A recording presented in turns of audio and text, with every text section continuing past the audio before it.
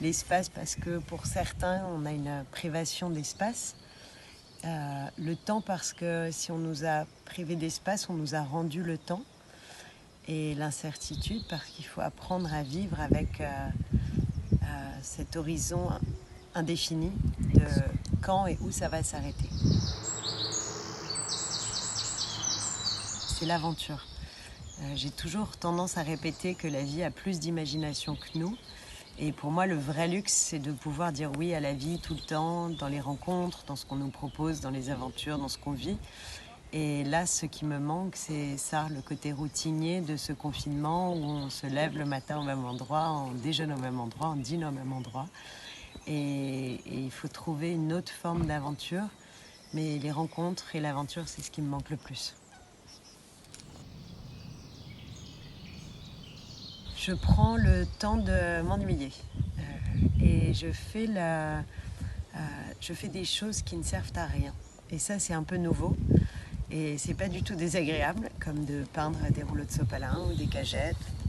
Juste de regarder les nuages et de prendre du temps inutile, c'est assez précieux et c'est très nouveau. Qu'il y a un usage du yoga à la maison et qu'on peut pratiquer finalement le online à lever tous les freins à la pratique du yoga parce qu'on n'a plus peur de ne pas être assez souple, on n'a plus peur de ne pas avoir la bonne tenue, de ne pas avoir les codes, de ne pas savoir parler en sanskrit.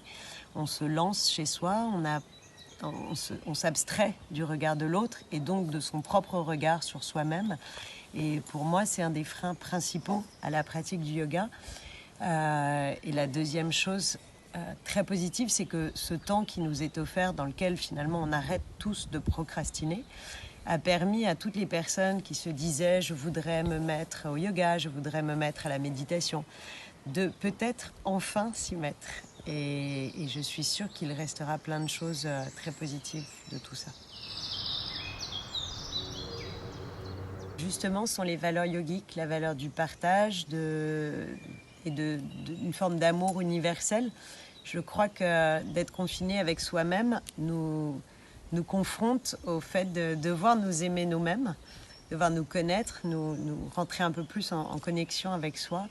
Et c'est vraiment la clé pour pouvoir aimer l'autre, c'est de commencer par s'aimer soi-même. Et cette crise, elle a prouvé ça. Elle a prouvé que, voilà, qu'il peut y avoir une universalité d'amour et de connexion des uns aux autres, de s'aimer soi, de s'aimer l'autre et d'aimer notre planète. Et j'aimerais que ça dure.